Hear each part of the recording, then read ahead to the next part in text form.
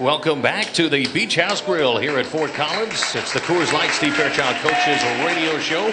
Kevin McGlue sitting in for the voice of the Rams, Brian Roth. Ford, a proud sponsor of Ram football. Go to thinkfordnow.com. Then visit your local Ford store and drive one. And right now, we're joined by the head coach of your CSU Ram football team, Steve Fairchild, joins us up here on stage. Coach, a trip down to TCU. That is a stadium that's been tough on just about every single team that has ever traveled in there.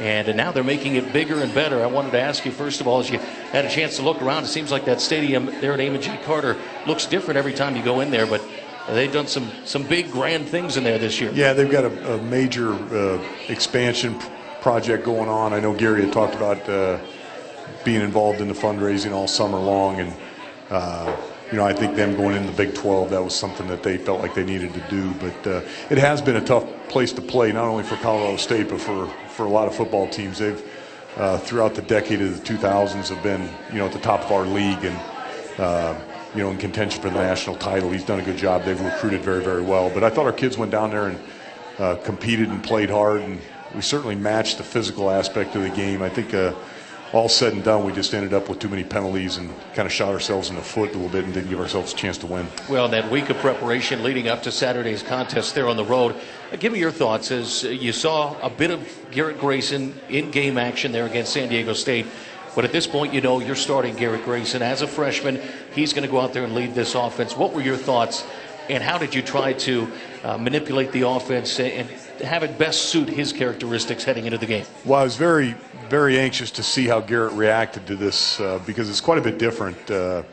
When Pete started the San Diego State game and then got hurt, we just kind of grabbed him off the bench. He had not had much preparation during the week, and you just toss him in there and ask him what he's comfortable with and call those plays and try to do the best you can. But this was a situation where he knew he was going to start, had to go through the whole week of preparation, doing it the right way, and was on the road against what traditionally is as good a defense as there is in college football. So I was curious to see how he was going to react, and I was very pleased. His demeanor, his approach, all that during the game was very good. When we made adjustments, it wasn't moving too fast for him. So I think he's a talented kid. He's still young and inexperienced, but I think as he plays, he's going to continue to get better and better. Seems like one of the things that helped ease him into that game is he rolls out right on that first drive, the opening drive of the game, as you had said, against a very heralded defense, rolls out and hits Matt Yim for 34 yards. Yeah, it was good to see Matt get the ball, and boy, he was moving good on that. But against those type of defenses that are very fast and very, very aggressive, some misdirection like that can sometimes be a good thing. And obviously Garrett's got some mobility, but I think the thing we did most better than anything else was we were able to run the football a little bit and not have him dropping back on a bunch of third down situations. And we played good defense early on in that game and kind of kept ourselves in it where the run was still an option for us. So all those things contribute to his performance. Well, and again, you mentioned being able to run the football on the offensive line. And again, you have injuries up there. You see Weston Richburg playing at a tackle with his hand and arm in a cast and still goes out there and gets the job done. Always unheralded players up front, and they don't get a lot of the glory, and they seem to get a lot of blame when something doesn't go right. But they sure mustered up there on Saturday and got a lot of business done. Yeah, there's been a lot of times where, a lot of games, period, in the last decade where people have not run for 100 yards on that defense. But you're right about the offensive line. We've been juggling some guys around. I thought Weston, playing with that broken hand, was very admirable. He went in there and really had a courageous game.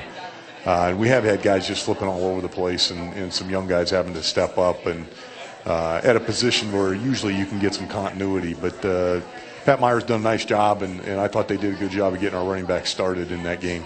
Well, as a coach, I know you'll roll with the punches. Injuries are a part of the game. But when you're watching this game plan unfold and you say, okay, I've got a backup center snapping the ball to a freshman for the first time starting a contest, that's got to kind of be a little bit unsettling going up against a very good team at TCU especially. Well, it is and it isn't. And, I learned a long time ago that you coach everybody like they're going to be your starter. And I know our staff has done that. And because before you know it, you take Garrett Grayson, for example. He went into the first ball game as the number 3 quarterback. And, when he got a chance in practice, he produced, and all of a sudden we moved him up to number 2, and then there's an injury, and now he's in there starting. So 1 minute you can be way down the depth chart, and the next minute you can be in there playing against a top 20 football team.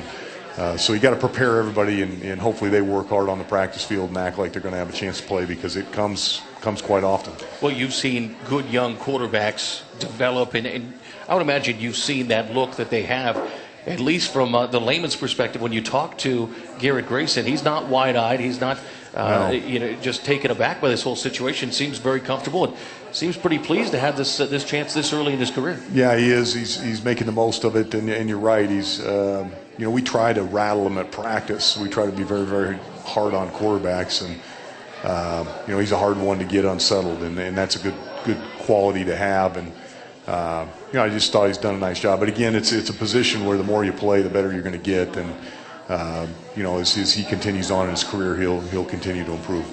Don't forget, if you're not down here, come join us. We're at the Beach House Grill in Fort Collins, right off College in Old Town. We've got great giveaways here tonight. We have tickets to give away, as well as an authentic CSU Ram football helmet signed by the head coach, Steve Fairchild. We'll talk more about Garrett Grayson. We'll continue to talk about that game at TCU. A lot of positives to come out of that game that will be applied coming up this Saturday against Air Force, as we'll visit the Air Force Falcons for a bit with the head coach as well. All that and much, much more when we return from this timeout. It's the Coors Light Steve Fairchild Coaches Show, live from the Beach House Grill here at Fort Collins. From Delegate Sports, you're listening to the Colorado State Sports Network. Welcome back to the Coors Light Steve Fairchild Coaches Show. We're at the Beach House Grill here at Fort Collins. Kevin McClure with you, along with the head coach of your CSU Ram football team, Mr. Steve Fairchild. Don't forget, the Rams' next home football game comes up this Saturday against Air Force. Get your tickets right now, 4 p.m. kickoff. Call 1-800-491-RAMS or visit csurams.com. Wanted to talk a little bit more about Garrett Grayson, because I know so many fans watching and listening to that game knew that they were looking at a quarterback at that point. It's a very small sample size, but you had to like what you saw out of that. And again, you see some raw talent there that you feel can be utilized. And it's always fun to watch a guy that can throw the football but is mobile and not afraid to leave the pocket with it.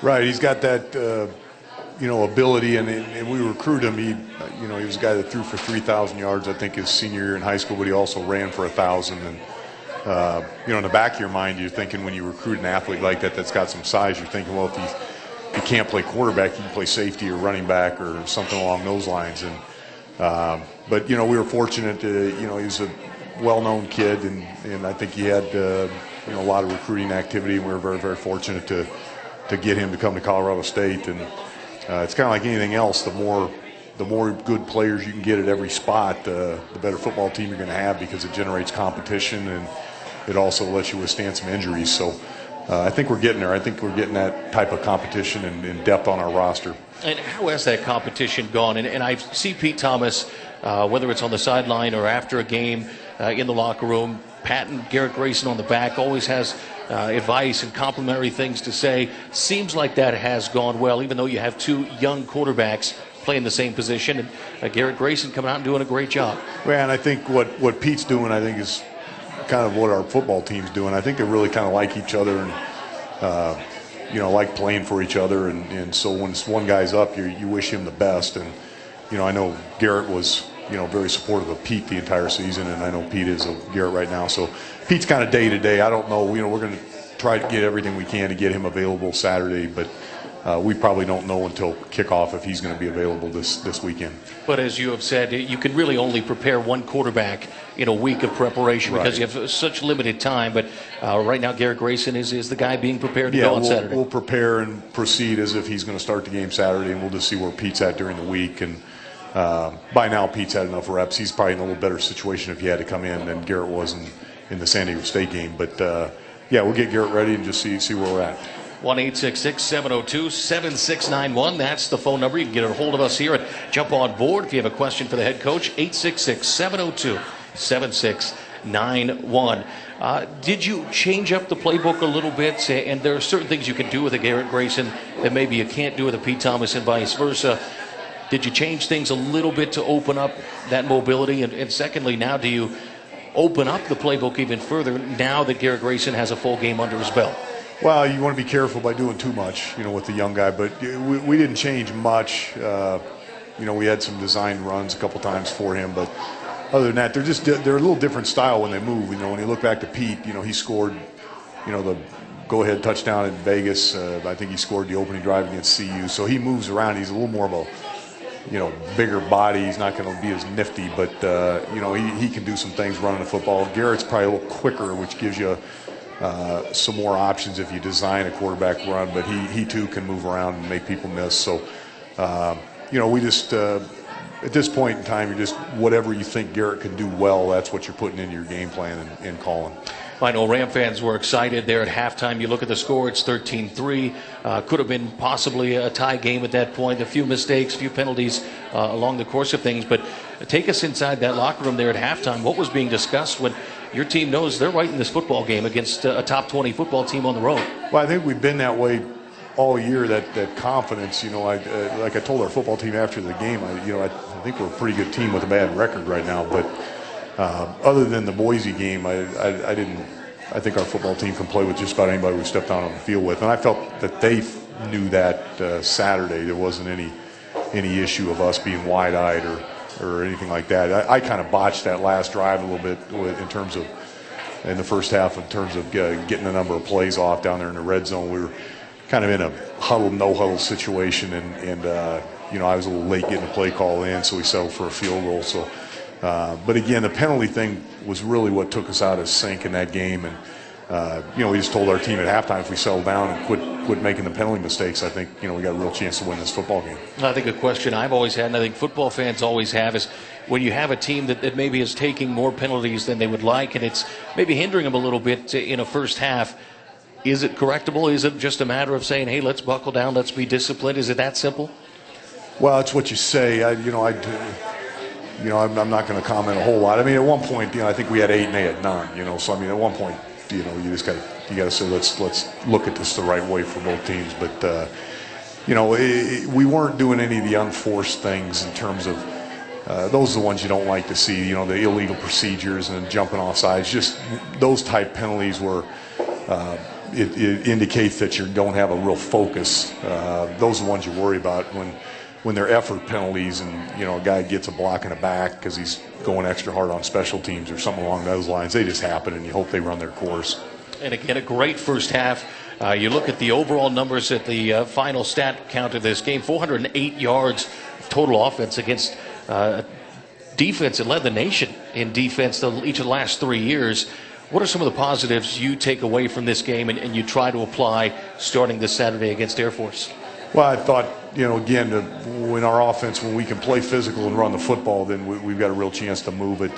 Our explosiveness in the pass game was much better than it had been. I always look at yards per attempt and yards per completion, because if you're going to throw it, you want to get something out of it. And that had not been great all year, and it certainly was good down there at TCU. So we did some nice things. I think defensively, though, I mean, when you start out and you start shutting teams down, and you can play a little better on third down like we did, you can get a couple 3-and-outs like we did, and then when they do get in the red zone, make them kick a field goal. When you do those things defensively, then you're in a football game, and so I think our defense helped our offense as much as anything. All right, well, we have a fun one on tap here for Saturday, and a chance to walk away with a trophy and one of the better rivalries in the Mountain West Conference. I think one of the more entertaining rivalries over the last couple of decades that you will find anywhere in the region between Colorado State and Air Force. We'll talk about the Falcons as they will roll into Fort Collins coming up on Saturday. Again, 1-866-702-7691, 866-702-7691. That is the number. Join us down here, Beach House Grill in Old Town Fort Collins, for giveaways, including an authentic CSU Ram football helmet signed by the head coach, Steve Fairchild. Tickets also to give away at the end of tonight's broadcast. When we return, we preview the Air Force Falcons. It's the Coors Light Steve Fairchild Coaches Show, live from the Beach House Grill right here at Fort Collins. From Nelligan Sports, you're listening to the Colorado State Sports Network. Welcome back to the Beach House Grill here at Fort Collins. Coors Light Steve Fairchild Coaches Show rolls on. Kevin McClue with you, along with the head coach of your CSU Ram football team, Steve Fairchild. Don't forget the post-game reports throughout the season, brought to you by the Fort Collins Marriott, the official headquarters of the CSU Rams. Fort Collins Marriott, home of the Rams. Let's take a look at those Air Force Falcons. And before we start talking any X's and O's and strategy and quarterbacking. One thing I thought was outstanding, and I don't think a lot of coaches do this enough, and I think it's great that you actually will take the time to sit down. You go with your players during the course of preparation the week of the Air Force game, and you talk about the respect that as a program you have for the academy and what these young men do outside of the realm of football and athletics for this country, and I think that's something that should not be overlooked. No, it really shouldn't. And there's much more to being a student athlete than just playing a football game. And I think part of our job, be it the rivalry week during Wyoming or what have you, CU, to talk a little bit about the game and the opponent and those sort of things. And I had a chance to be a player at Colorado State and assistant coach at Colorado State, and I've always admired the Air Force Academy and how hard they play and the way they play the game. And we've had some just tremendous games through the years with the Air Force Academy, and I really think Troy Calhoun's come in and just done an outstanding job. But when you put all that aside, they're that academy and what they stand for and what they do, and protecting our country and giving us a way of life is something that I don't think there's any way you can ignore it. And we appreciate it. I know all of us do. No question about it. And you touch on the rivalry and how exciting it's been. Still to this day, the come-from-behind win in '96, I think, is the best college football game I've ever seen in person in my life. It was absolutely phenomenal, and I think it typifies what this rivalry has been all about through the years. Yeah, it was sometimes I'll see a coaching buddy and talk about that game, and they look at you kind of cross-eyed like you're exaggerating, because and that was a 41-14 game halfway through the third quarter, and then we were able to come back and win it. So it was really a remarkable game to be a part of, and it was one of those games, too, I'll never forget, where you can just feel momentum totally go from one team to the other team and how important that is. And then watching Moses Moreno throw that fourth down pass to Jeremy Calhoun, it was something funny. Somebody brought this up the other day. We were talking about that game. I forgot we celebrated, got a penalty, and had to kick a 35-yard field goal for the extra point to win it. So, and I remember that vividly now that somebody brought it up. So. But there's been a number of games like that. We had the 44-40 game, the Liberty Bowl year when we were down there. Felt like it was below zero the entire game, and there's many, many more. It's an outstanding rivalry. A lot of it's obviously geographically we're close and we're in the same conference, but I think the fact that the games have been played and been the way they have been has added to that rivalry as well.